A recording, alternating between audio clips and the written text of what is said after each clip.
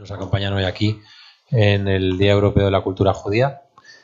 Martín Caparrós, argentino de Buenos Aires, periodista, escritor, se exilió de Buenos Aires durante la dictadura militar, ha pasado muchos años en España, actualmente vive aquí, en Madrid, estudió historia en París y en 2017 fue declarado ciudadano ilustre de la ciudad de Buenos Aires. Ha trabajado en diarios, ha trabajado en conductor de programas de radio y televisión y es novelista y ha escrito o escribe en El País y en The New Yorker. Y Jesús Ferrero, graduado en Historia también en París, rasgo que ambos compartís, por tanto. Obtuvo el Premio Ciudad de Barcelona en el año 82 por su primera novela. Es un autor prolífico, novelista en temas de cuentos, poesía, teatro y ensayo. Premio Anagrama 2009 por Las experiencias del deseo y coautor junto a Pedro Almodóvar del guión de Matador. Ambos están aquí hoy para hablar un poco de la cultura judía, del antisemitismo y de cómo ha influido la cultura judía en Europa y en España. Entonces, bueno, la primera pregunta un poco va a versar sobre el tema de la influencia del judaísmo en Europa, de la cultura judía en Europa a lo largo de los siglos XIX, XX y en la actualidad. Quizás es una pregunta muy amplia, pero bueno, os la dejo ahí para que os contéis un poco, que me contéis un poco en 5 minutos, porque claro, es una pregunta muy amplia, ¿no? Y da para hablar durante horas, pero ¿cómo os ha influido a vosotros el...? Sí, gracias. Hola, buenas tardes. Yo tengo que empezar por decir que soy una especie de criptojudío, no por decisión propia, sino del sistema de registro civil argentino, que no registra en los documentos de identidad de sus ciudadanos el nombre de la madre, el apellido de la madre. Por lo tanto, yo siempre me llamé Caparrós, hasta que ahora que soy o ejerzo más de español en mi vida burocrática, digamos, que de argentino, he pasado a llamarme Caparrós Rosenberg. Y me hace mucha gracia, entre otras cosas, esta idea de que al volver a la tierra de mi padre nació y murió después en Madrid, al volver a la tierra de mi padre he recuperado el apellido de mi madre. Pero es lo que está pasando. Y digo, soy criptojudío, salvo para todas las instancias públicas donde tengo que firmar con mi nombre completo, Caparrós Rosenberg. O Caparrosenberg, como me decían a veces mis amigos, para no caer en la repetición. De algún modo, para mí la influencia de lo judío en lo europeo, para mí era natural. Quiero decir, mi abuelo era un judío europeo. Mi abuelo Vicente Rosenberg nació en Varsovia hacia 1900, y yo siempre, de algún modo, y mi abuela era la hija de un judío ruso que había llegado a Buenos Aires también, en 1900, por ahí, mi abuela Rosita. Entonces, para mí, lo judío era europeo por antonomasia, y lo europeo era bastante judío, porque en esa época, con bastante clarividencia, yo no pensaba que mis abuelos españoles, mi abuelo Antonio y mi abuela Sagrario, fueran europeos. Eran españoles, que es otra cosa. O eran, por lo menos entonces, otra cosa. A mí me parecía que los europeos eran el polaco y la rusa. Sí, totalmente. Digo, esto para decir como prólogo que en mi experiencia lo judío y lo europeo venían muy mezclados, digamos.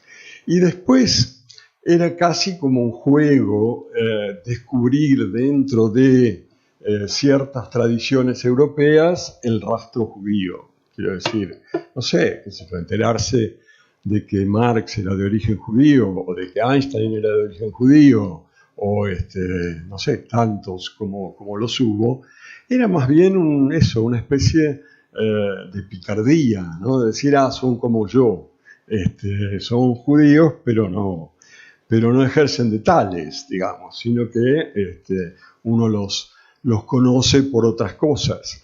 Y en realidad lo interesante, me parece, del gran judaísmo europeo es que es gente que no ejerció de judía, ejerció de lo que fuera que ejercía, quiero decir, de filósofos, de escritores, de pintores, de economistas o de lo que fuese, o de revolucionarios, digamos, ¿no? Pero no de judíos. Y a mí me pasaba lo mismo, quiero decir, en Argentina, donde hubo una gran migración judía en las primeras décadas del siglo XX, hubo también la mayor tasa de mezcla de esos judíos. O sea, en Estados Unidos, donde iban los otros, digamos, los que al fin y al cabo tuvieron suerte, se mezclaron mucho menos. O sea, siguen estando mucho más separados del resto de la sociedad.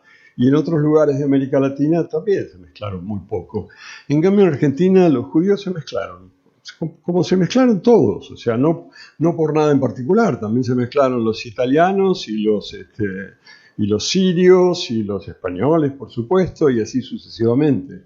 Entonces, el ser, como nosotros decíamos, café con leche, o sea, un padre no judío y una madre judía o viceversa, es de lo más común. Muchos de mis amigos tienen esos rasgos. Con lo cual, para nosotros ser judíos, insisto, no era decisivo, pero era una parte significativa que muchas veces, ya te dejo paso, no se sabía. O sea, no es hay muy poca gente en Argentina que sepa que yo tengo origen y madre judía.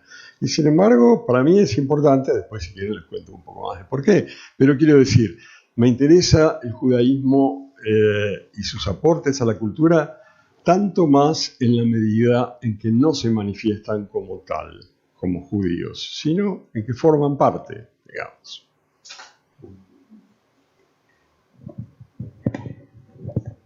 Hola, ¿funciona?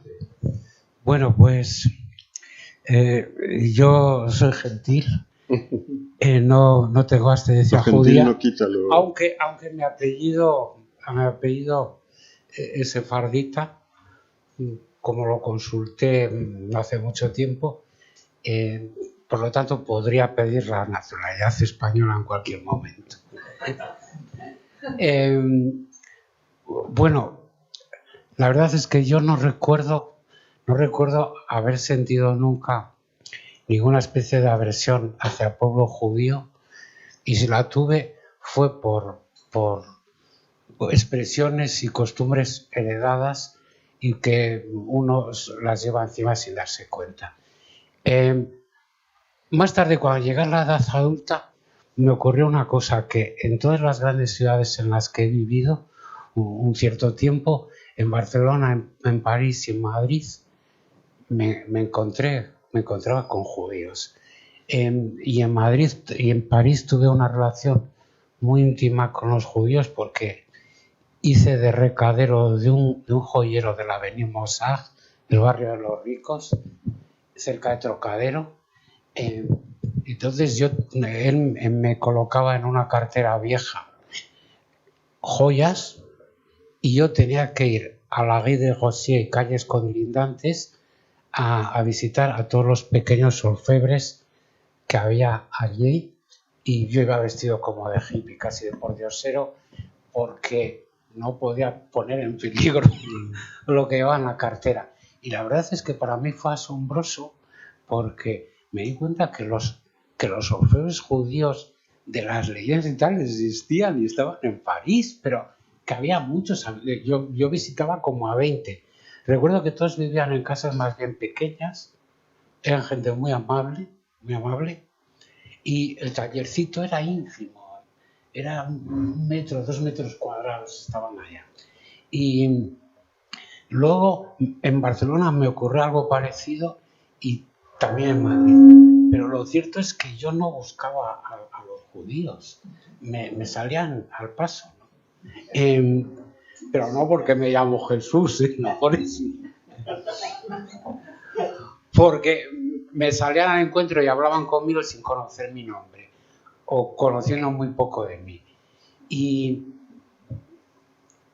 al mismo tiempo que ocurrían estos azarosos vínculos con los judíos, yo me interesaba profundamente por el pensamiento judío.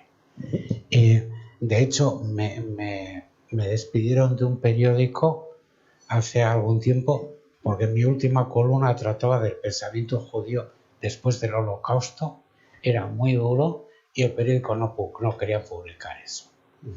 Posteriormente tuve problemas en otro periódico, estoy hablando de periódicos importantes, no voy a decir el nombre.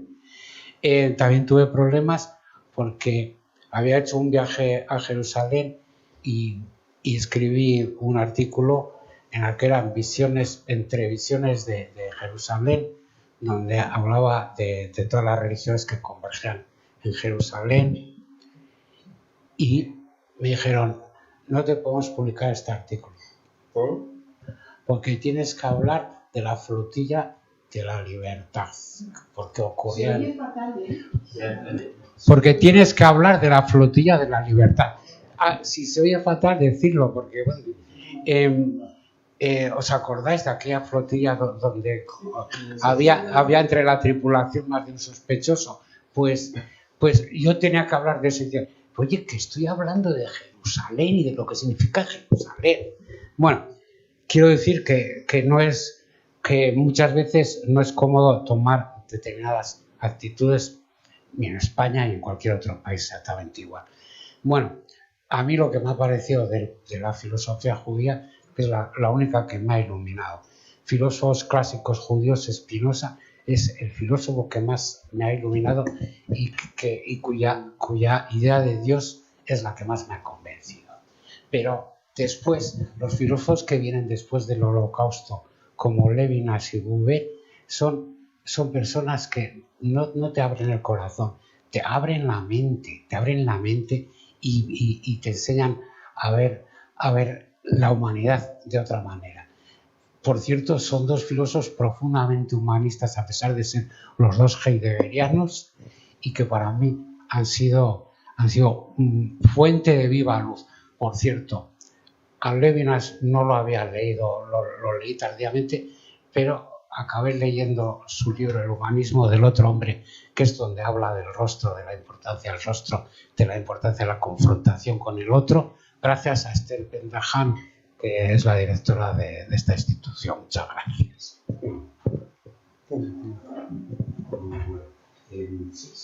Un poco hablando de esa influencia de la cultura judía ahora en España. Es decir, en Europa, obviamente España es parte de Europa, pero hay muchas personas, obviamente en este centro promocionamos la cultura judía, el mundo judío, y hemos hecho exposiciones pues, sobre Proust, sobre Kafka, y hicimos unas sobre la edad de oro de los judíos de Al-Ándalus, donde hablábamos de pensadores como Maimónides, Ibn Gabirol, Ibn Saprut. Entonces, es quizá algo que hay que reivindicar también, ¿no? Que la gente muchas veces no sabe la importancia que en España ha tenido la cultura judía y el pueblo judío, y en realidad esa expulsión tan fatídica nos condenó al ostracismo, ¿no? Aparte de otras muchas cosas que han ido ocurriendo a lo largo de la historia de España, sin dejar de lado el franquismo, que nos dejó sumidos en el mayor ostracismo internacional durante 4 décadas. Pero digamos que lo que intentamos aquí reivindicar es eso, ¿no? La influencia del mundo sefardí en España, y un poco que nos digáis en qué medida consideráis que en España, y estoy hablando un poco antes del 7 de octubre, porque claro, después del 7 de octubre ya hablar de antisemitismo es como algo fácil, en el sentido de que todo el mundo está de acuerdo en que ha habido un incremento en el antisemitismo en Europa. Pero antes del 7 de octubre ya se podía hablar de antisemitismo en cuanto a ignorancia o en cuanto a motivaciones religiosas, racistas, no culturales. Yo creo que en España hay una especie de antisemitismo por default, ¿no? O sea, que se practica y ejerce sin siquiera anotarlo, digamos, viene con el paquete cultural que a uno le ponen cuando es chiquito.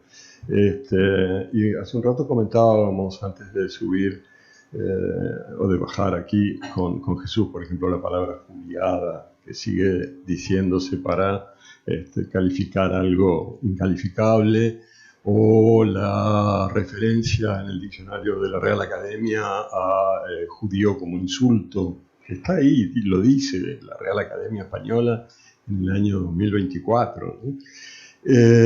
Entonces digo, hay como una componente, como una especie de bajo continuo de antisemitismo muy poco apasionado, no es que haya, porque además no hay por qué apasionarse, salvo, como dices tú, cuando pasa algo como el comienzo del conflicto en Gaza, que entonces ya sí da para apasionarse. Pero en épocas normales, digamos, esa especie de extrañeza un poco desdeñosa con los judíos, yo creo que está instalada sin mayor conflicto en la cultura de la mayoría de los españoles.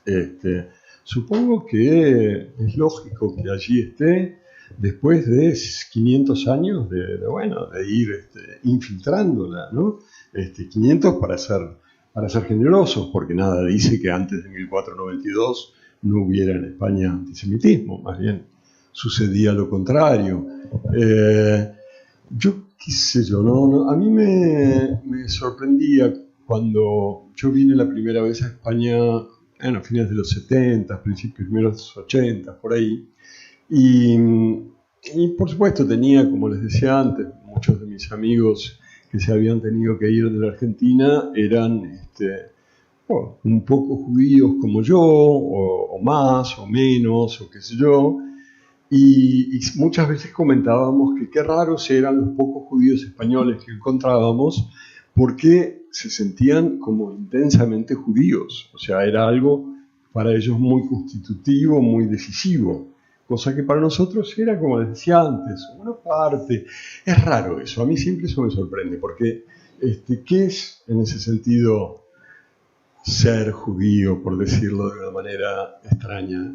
Cada vez que digo ser judío me pongo un poco confuso, porque había en la Argentina un filósofo de origen judío, muy de izquierda, León Rosichner, cuyo hijo es ahora filósofo oficial de Milei, así van las cosas a veces, que escribió un librito en la época de la Guerra de los 6 días, yo creo, que se llamaba Ser judío.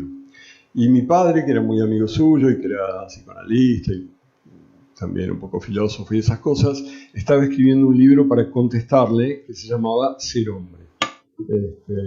Los originales de Ser hombre se perdieron y nunca se publicaron y qué sé yo, pero cada vez que yo, por todos los arabescos que cualquier enunciación tiene, me sale esas dos palabras, ser judío, pienso en León Rosichner, en su libro, en mi padre que se enojó, en los años durante los cuales no se hablaron.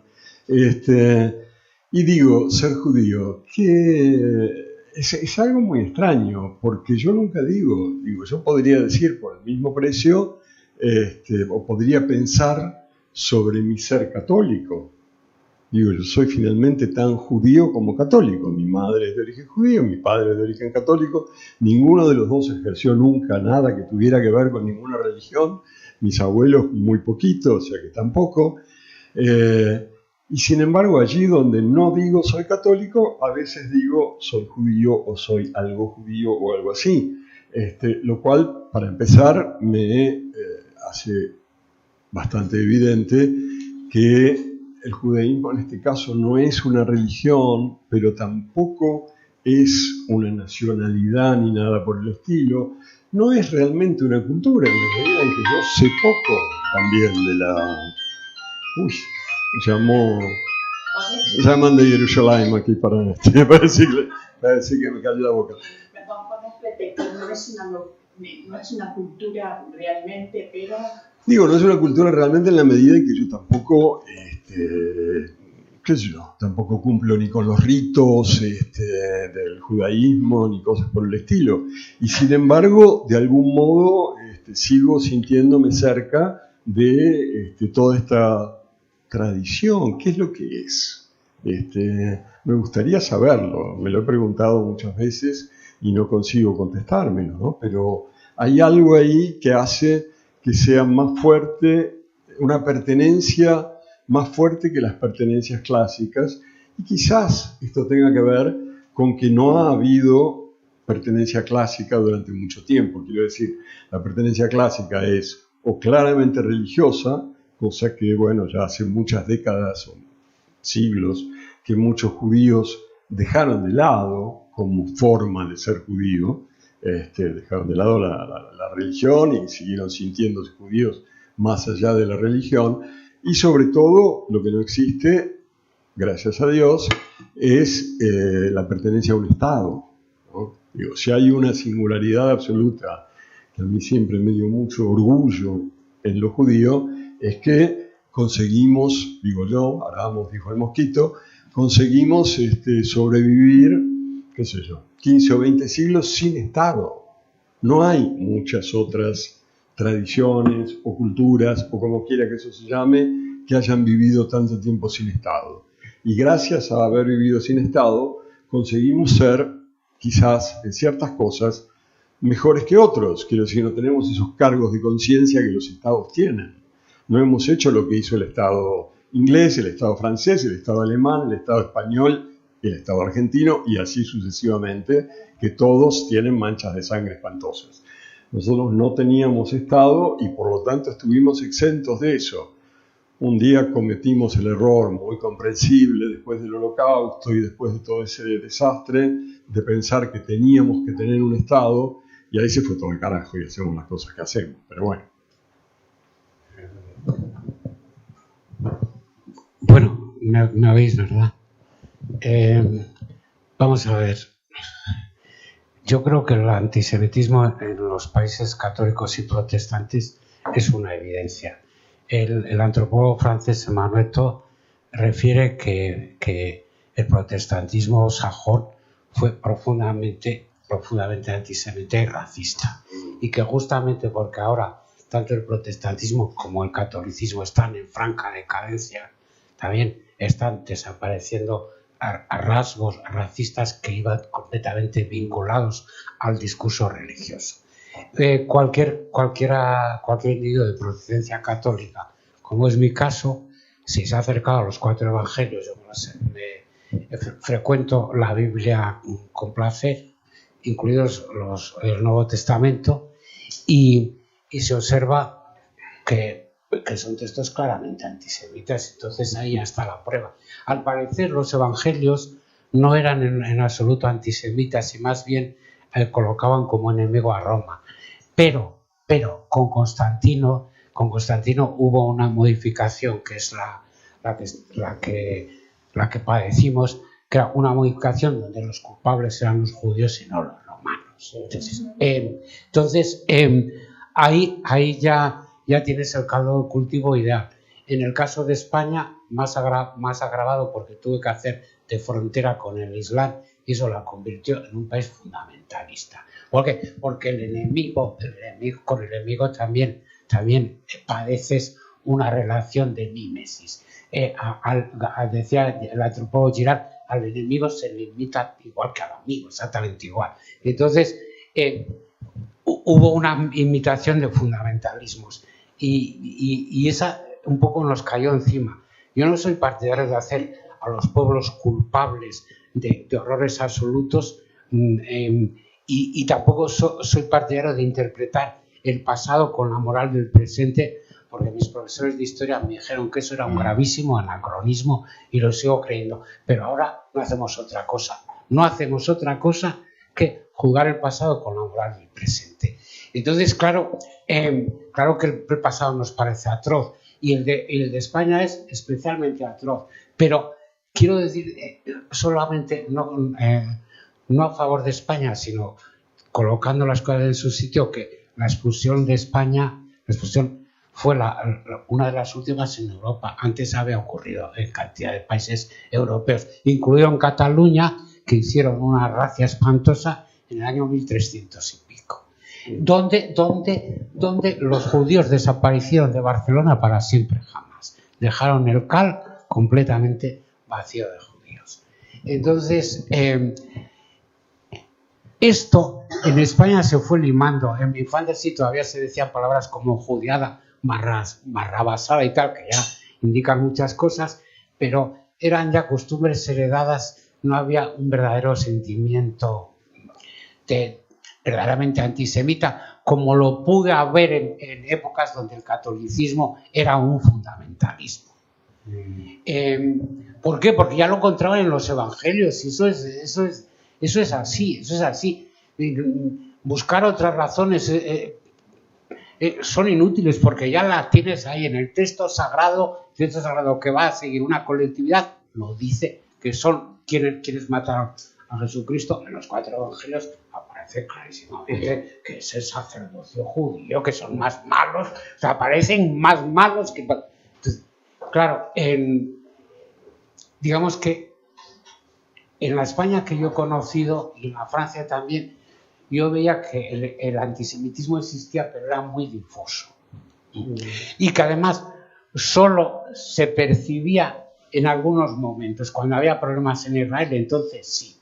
Lo cual es inevitable pensar que los problemas de Israel son la excusa para que muchos antisemitas se desahoguen con libertad, como lo están haciendo ahora en España, como todos sabemos, y en Francia no te digo nada. Entonces, con estas cosas tenemos que contar y están ahí.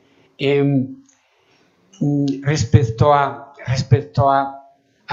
antisemitismo moderno, en realidad el antisemitismo moderno se había quedado sin excusas para atacar a Israel. Y atención, respecto a la apreciación del pueblo judío, durante toda la posguerra hubo cambios muy notables. En España, cuando la guerra de los 6 días, había verdadera admiración por Israel. Yo lo recuerdo perfectamente. El general ese tuerto era famosísimo y mi padre lo admiraba profundamente. Bueno, pues es ese fervor por los judíos, porque había una especie de fervor. Desapareció realmente con la intifada y después no ha hecho más que agravarse y agravarse y agravarse. Lo escandaloso es que en España haya gente que haya pedido la desaparición del Estado de Israel. Hay gente que la ha pedido. Eso es lo escandaloso. Pero, repito, en España los antisemitas brotan sobre todo cuando hay problemas en Israel y Israel les da la oportunidad de desahogarse y de decir burradas a sus anchas. Bueno, seguimos hablando un poco de este tema que es muy interesante. La verdad que la idea de explicar que durante 15 siglos el mundo judío no ha tenido un Estado y que ahora que lo tiene no necesariamente es lo ideal, yo no lo había oído mucho y por eso a ti te han llovido críticas que no pero es muy interesante decir soy judío pero no necesariamente defiendo lo que está haciendo Israel. Eso Bueno, no, porque a mí me parece, insisto, un mérito extremo no tener Estado. Digo, a mí me parece que el Estado es una máquina de controlar y oprimir. Entonces, no tenerlo, lo que pasa es que, bueno, es muy difícil sobrevivir sin Estado. En el caso de los judíos, lo que hicieron fue sobrevivir dentro de otros estados, ¿no? Que no es lo mismo que vivir sin Estado. Entonces, vivieron dentro de otros estados que periódicamente los atacaban, hasta que los atacaron tanto que dijeron, bueno, ya está, no podemos seguir viviendo en otros estados, tenemos que formar el nuestro. Pero insisto, eso es lo que de algún modo, produjo este cambio en que por primera vez en la historia los judíos son vistos, bueno, no sé cómo sería antes del año 1000, cuando los conducía David, pero desde entonces nunca habían sido vistos como una potencia bélica, digamos. Eran muchas otras cosas, todo tipo de cosas, pero no tenían esas características que los estados tienen. Y ahora, en cambio, sí. Y yo creo que es una lástima, digo que es una lástima porque, insisto, admiro la posibilidad de buscar formas de vivir sin Estado. La nuestra, por decirlo, por sumarme al asunto, está claro que fracasó, quiero decir, fracasó en la medida en que mi bisabuela Gustava la mataron entre blincas, quiero decir, no puedo decir que eso fue un éxito, obviamente. Pero ¿qué? Pero también hay que plantear, yo creo, para preservar todo esto, una diferencia muy clara entre algún tipo de pertenencia a lo judío por un lado, ser israelí por otro, y ser israelí y votante de Netanyahu por otro. Es curioso, pero pese a todo, cuando Aznar, por decirlo, por hablar de alguien muy lejano a nosotros, mandó tropas a Irak, el mundo nos decía, los españoles son unos no sé qué, que mandan, que van a matar inocentes a Irak, y seguro que mataron bastantes inocentes, y los mandó España, Inglaterra, Estados Unidos. Entonces, el 90% de la población protestó contra la guerra. Por eso, sí, bueno, en Israel también hay grandes manifestaciones contra la guerra y hay algunas manifestaciones a favor de la guerra. Pero lo que quiero decir es que lo más inmediato es que dicen, claro, los israelíes. No, los israelíes en este momento tienen un gobierno de mierda, que además es curioso, hoy lo pensaba, pero incidentalmente, porque he leído, como supongo que muchos de ustedes, en los últimos meses, cataratas de notas sobre la nueva ultraderecha, etcétera, etcétera. Y la lista nunca incluye a Netanyahu. ¿Vieron? Que siempre hablan de Meloni, de Le Pen, del holandés, de Orbán, de los alemanes estos, si acaso de Milei, si acaso de Bolsonaro, si acaso de Trump, y Netanyahu no entra. Es el peor de todos. No, es que realmente si hay alguien que es la ultraderecha en pasta y que está haciendo todo lo peor que puede hacer un gobierno de ultraderecha, es el gobierno israelí. Entonces, ¿por qué Netanyahu no entra en eso? Yo sospecho que es porque lo que se quiere decir no es Netanyahu, es Israel. ¿No? Y ahí está la trampa. Ajá, pero un detalle que yo vivo también. Inmediatamente que estalló la guerra palestina, Gaza, sí. Inmediatamente se empezó a hablar de los judíos y nunca se habla de los israelíes. Y las personas en España no entienden la diferencia entre israelíes y judíos. Y yo les explico que en Israel hay gente de israelíes palestinos, inclusive, ¿no? No se puede intervenir sin su micrófono porque no se queda reproducido. Que no queda grabado. Pero después hay un turno. Ahora abrimos un turno de preguntas, sí. Sí, ahora abrimos turno de preguntas. Una pregunta, Jesús. ¿Dónde estaría la frontera entre la crítica razonable y legítima al Estado de Israel y el antisemitismo? Es que, chico, es muy difícil. Entre fronteras tan turbias es muy difícil manejarse. Cuando, es más, es algo que últimamente ocurre con frecuencia. Vemos que la sociedad occidental se está polarizando profundamente y entonces la única gramática que existe es la descalificación absoluta del enemigo. Ya no se quiere razonar. Estamos en una etapa que se parece mucho a la preguerra europea, donde ya nadie quería razonar. Entonces, ¿cómo vas a razonar con este problema? Donde además la gente tiene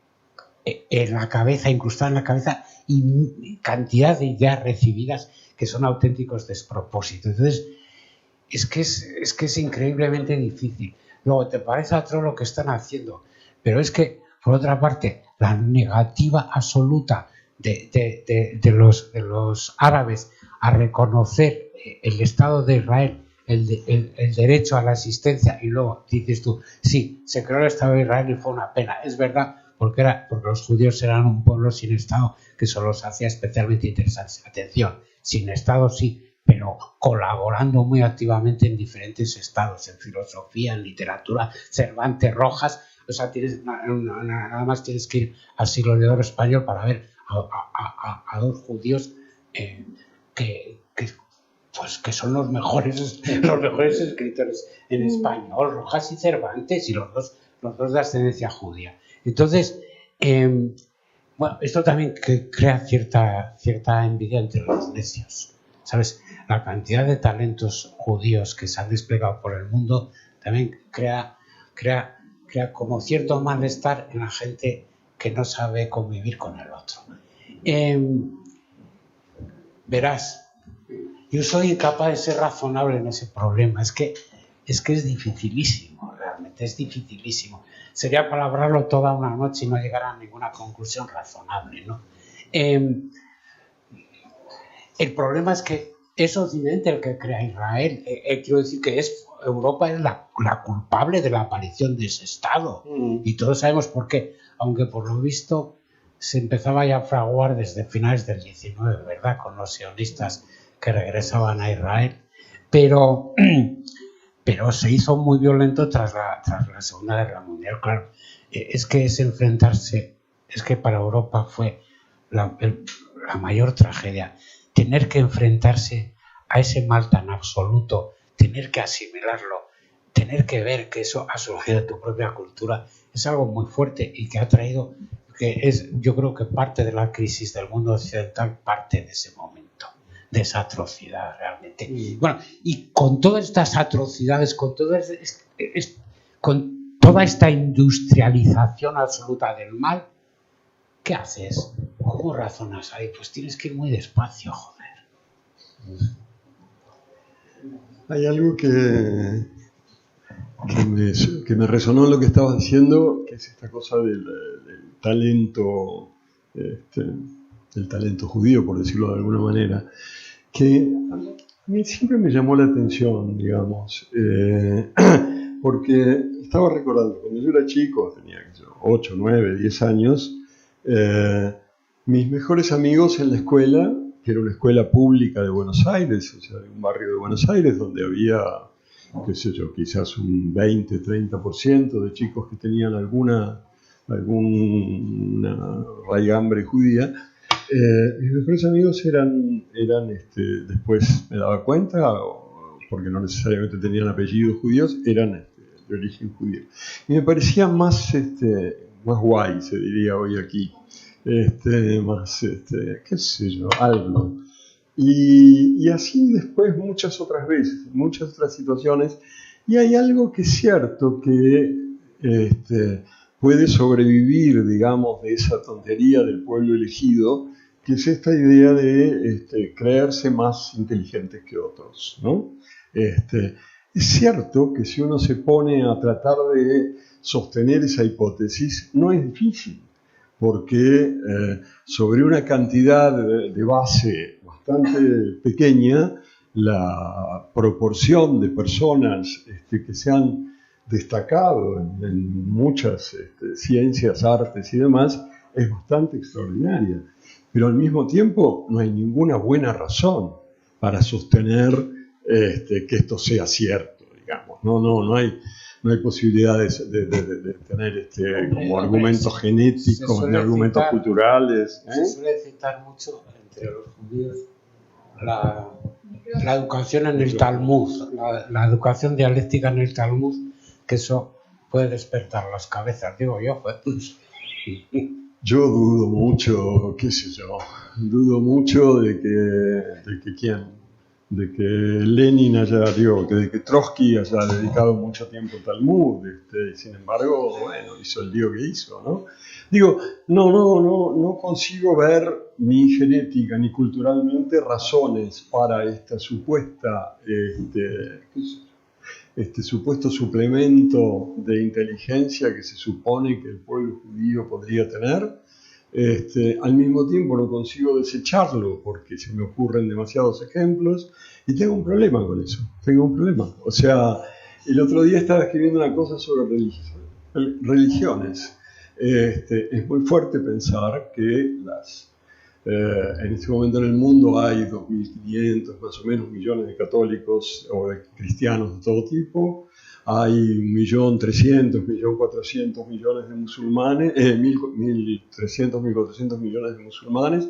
O sea, hay unos 4.000 millones, más o la mitad de la población del planeta o un poco más, viene de una religión que ahora tiene el 0,2% de la población del mundo, o sea, el judaísmo. Ambas son descendientes de esa pequeñísima religión, ¿no? Y ahora ocupan más de la mitad de la población del mundo.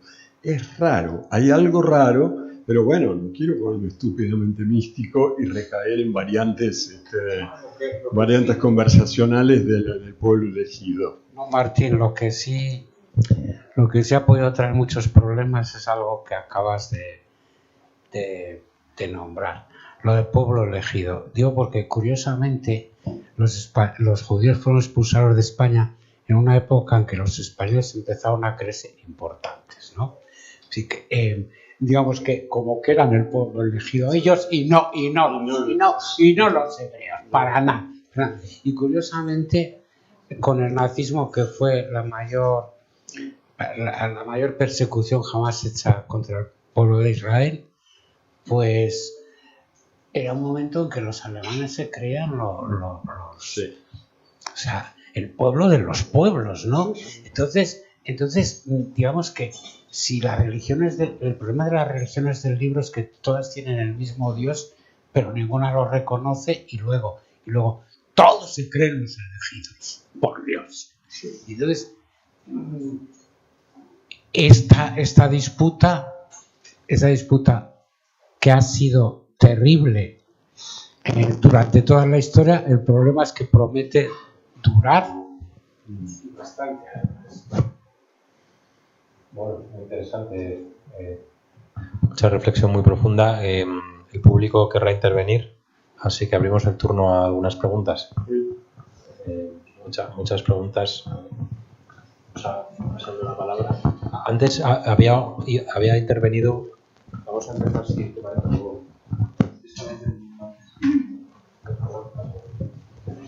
Me llamo Judith Pavit. Estaba explicando, fuera de orden, que mi apreciación de que inmediatamente que empieza un conflicto, que entonces se identifica a los israelíes como los promotores del conflicto, como ocurre ahora, inmediatamente en la mente de la gente que me rodea aquí en España, yo tengo pocos años acá, aparecen ya no los de Israel, sino los judíos. Los judíos. ¿Ok? Entonces confunden, a veces no entienden, porque como en el catolicismo, o en el protestantismo, o en Islam, la religión es la religión.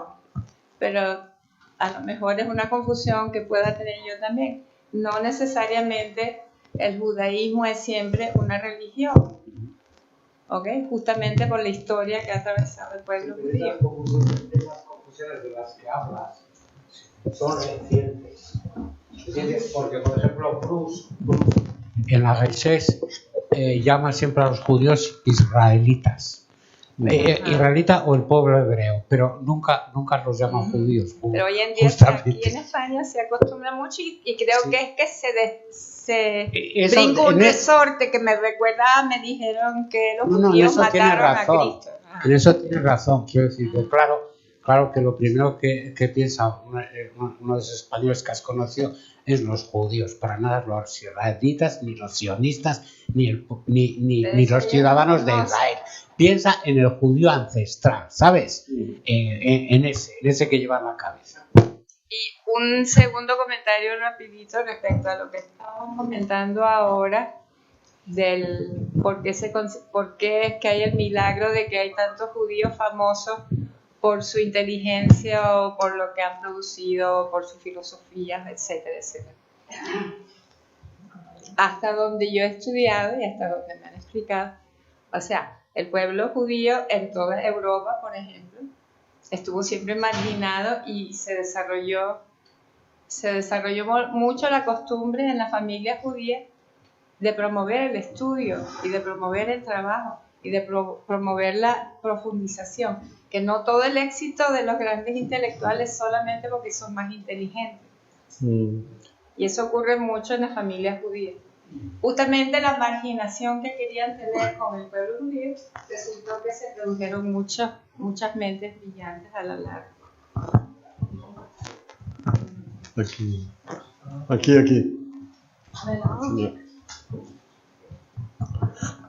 Buenas tardes. Quería preguntarle, ¿no creen ustedes que hay un cierto miedo a mostrar uno la identidad judía? Y la segunda pregunta, usted que su papá era Antonio Caparrós y su mamá era Marta Rosenberg, ¿no? Sigue siendo. ¿Cómo conllevaba usted la cultura católica y la judía a la vez? Ahora, espera, termino ya rápido. Sí. Y la última es, ¿cómo ve el antisemitismo en Argentina? Y acabo. ¿Quiere responder algo? Sí. Como trataba de decirles antes, no había en mi casa, digamos, ni una cultura católica ni una cultura judía. Mi madre era hija de judíos, mi padre era hijo de católicos. Los dos eran sobre todo como comunistas o marxistas o como quiera que eso se llame. Mi madre sigue siéndolo. Y por eso digo que nunca fue significativo como algo explícito, digamos. El otro día estaba, insisto, escribiendo sobre eso. Yo fui en mi vida a una boda judía del hermano menor de mi madre. Esa es toda mi participación en el ritual religioso de la humanidad. Quiero decir, nunca fui a un bar mitzvah, nunca fui a una comunión, nunca fui a un bautizo, nunca fui a una boda cristiana. No tengo cercanía con lo religioso, no tengo ninguna cercanía con lo religioso, porque mis padres, de los que hablabas, no tenían ninguna tampoco, y no les interesó en ningún momento acercarme a eso, más bien todo lo contrario. A veces hasta me da como un poco de envidia de la gente que es capaz de creer algo. Me parece extraordinario. Yo pensaba el otro día, pero bueno, ya estoy arruinando el principio de un librito que estaba escribiendo ahora, que siempre me dio, por supuesto, mucha envidia de los creyentes por la razón principal por la que existen las creencias, que es el miedo a la muerte. Es decir, la idea de que, bueno, los creyentes pueden permitirse pensar que cuando se mueren no se mueren del todo, sino que se van a algún lado, la siguen de alguna manera o algo así. Y hace muy poco, pero muy poco, descubrí que en realidad es terrible lo que les pasa. Que digo, mucho mejor no ser creyente y creer que cuando uno se muere, porque imagínate estar teniendo que morirte, cosa que necesariamente sucede, y tener que estar pensando que va a haber un hijo de puta del otro lado que te está esperando para juzgarte, para mandarte a vaya a saber qué lugar espantoso, lleno de llamas, de fríos y de cosas horribles. Además, un juez inapelable, para un juez peor que los de la judicatura española, todopoderoso y sabio y no sé qué y no sé cuánto.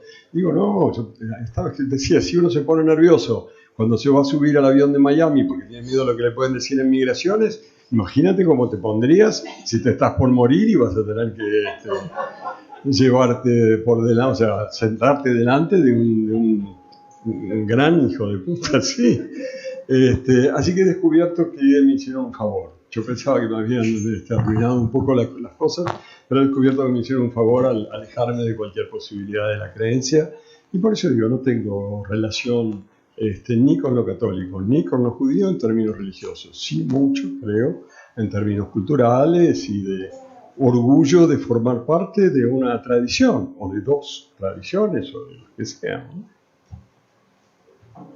Antisemitismo en Argentina, te pregunto. Perdón, que se bajen de la hinchada los que la tienen cortada, decía. No, hay algo folclórico, Hay un club en Argentina que se llama Atlanta, que se supone que es el club del barrio judío, que ya no lo es más, pero bueno. Atlanta se llama el club y el barrio es Villa Crespo. Y entonces los contrarios siempre les cantan canciones antisemitas. Dicen, por ejemplo, que se bajen de la hinchada los que la tienen cortada, se bajó toda la hinchada. U otros peores, ahí viene Adolfito por el callejón, trayendo judíos para hacer jabón, etc. Pero son folclóricas, eso es lo que no entiende Vinicius, que hay un momento en que las cosas son folclóricas, con perdón. Digo, me parece que no hay un gran antisemitismo en la Argentina. Los argentinos están con justa razón contra todo, son anti absolutamente todo. Ahora se van a empezar a dar cuenta cada vez más de que lo principal contra el cual tienen que estar es su presidente, pero bueno, van de a poco, pero están en general contra todo, si no, no habrían votado a este señor como presidente. Pero no son especialmente antisemitas. Hubo movimientos hace 50, 60, 70 años que se reivindicaban de cierto antisemitismo, pero realmente en las últimas décadas yo no he visto que eso sea un tema del debate público. Es, como les decía, a veces un tema del más rancio y estúpido folclore de las hinchadas de fútbol o así. Bueno, el problema es que en el folclore lleva otras cosas y ahora ciertas corrientes de la izquierda son muy críticas con esas formas de folclore, incluso abusivamente críticas, quiero decir.